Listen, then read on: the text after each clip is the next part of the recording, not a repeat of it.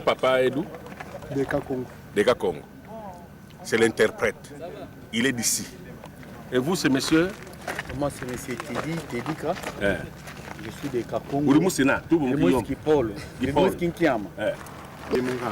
C'est vous le médecin? Oui, c'est moi. Je suis monsieur chef de garage.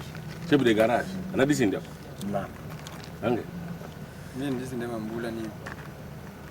Nous ndizi ndema mvumbile. Bon.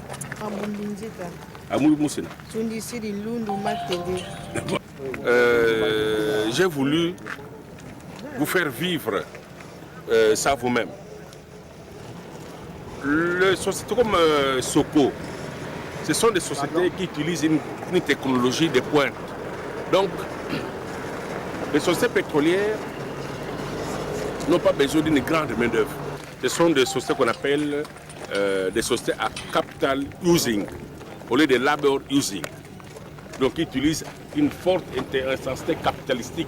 Donc ils utilisent des grands équipements qui coûtent très cher avec peu de main-d'œuvre. Et ici à Soko, il n'y a qu'une trentaine de travailleurs. Et dans cette trentaine, il y a à peu une vingtaine de gens de chez nous. Alors moi quand on dit qu'on engage une main-d'œuvre extérieure, vous les avez vus, en tout cas interrogez-le. Donc je crois qu'il faut que les gens se calment. Les autorités de la province comme les responsables y veillent. D'ailleurs, j'ai appris que le gouverneur a même envoyé lui-même une mission de contrôle ici, qui était venue vérifier si ces rumeurs étaient vraies. Et on a constaté que ce n'était pas fondé. Il y a même l'ancien directeur, un Français, qui faisait la coordination, qui a voulu obstruer cette mission. Il est parti. On l'a fait partir. Et on a contrôlé que ce n'est pas vrai. Donc, nous pouvons dire que c'est une société nationale. On ne peut pas ne pas avoir des gens d'autres provinces. Mais au moins, la majorité que j'ai vue sont des gens d'ici. Dans la mesure où elle est implantée en République démocratique du Congo, pratiquement à 70 km de Mwanda. D'après les renseignements que j'ai eus, toute la tuyauterie que vous voyez là-bas va servir de pipeline pour qu'on va construire, qui va aller jusqu'à Mwanda pour l'évacuation du pétrole. Je crois que c'est ce que j'ai appris. Donc, elle est encore à la deuxième phase, deuxième étape, l'exploration, test. Elle n'a pas encore commencé à produire. Donc, je suis certain que quand elle va commencer à produire, on aura bien des routes qu'elle va asphalter, qui vont nous amener jusqu'à l'Okula ou jusqu'au point d'évacuation. On dit la comparaison n'a pas raison, mais on se rend compte qu'il y a Perenco qui exploite le pétrole à Mwanda, ça fait des années. Les contrats Perenco, et la population se dit peut-être que ça sera le cas pour... Les contrats Perenco n'est pas le même que le contrat Soko.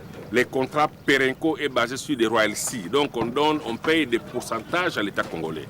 Tandis que le contrat Soko, c'est un contrat partage de production. C'est totalement différent. Donc l'État congolais aura sa part de production et Soko aura sa part de production. L'État devrait faire ce qu'il veut de sa production. Donc c'est différent. Et on ne va pas demander à Soko, qui a sa part de production, de faire encore ce que l'État devrait faire, des recettes pétrolières qu'il va tirer. Donc ça c'est l'État qui doit pouvoir asphalter les routes en tenant compte du développement des milieux dans lesquels on est en train d'exploiter le pétrole. Et à la classe politique. Ceux-là qui croient que le recrutement de la main-d'œuvre locale... Exactement. C'est comme ça que je lance un mot à l'élite du Bas-Congo et même nationale. Quel est le mot que je leur lance?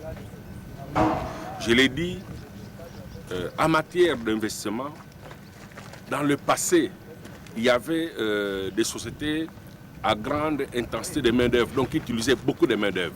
Aujourd'hui, avec le développement des technologies, on utilise beaucoup de capitaux avec des équipements de pointe et en utilisant moins de main-d'œuvre. Donc, avec l'installation de Soko ici, il ne faut pas vous attendre à une création d'emplois intenses au sein de Soko.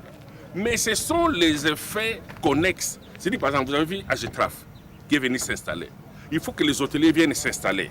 Il faut que peut-être certains commerçants qui font l'alimentaire viennent s'installer. C'est comme ça qu'ils vont créer d'autres emplois liés à l'activité de Soko.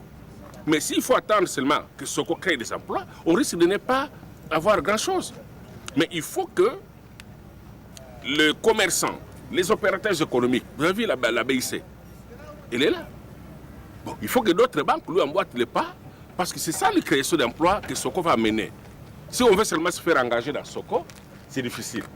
Mais Soko va dépenser beaucoup d'argent. Il faut que plusieurs activités connexes naissent pour donner du travail aux villageois et aux autres citoyens congolais. Donc voilà les mots que je peux, l'appel que je peux lancer à nos frères du Bas-Congo et de la RDC en général.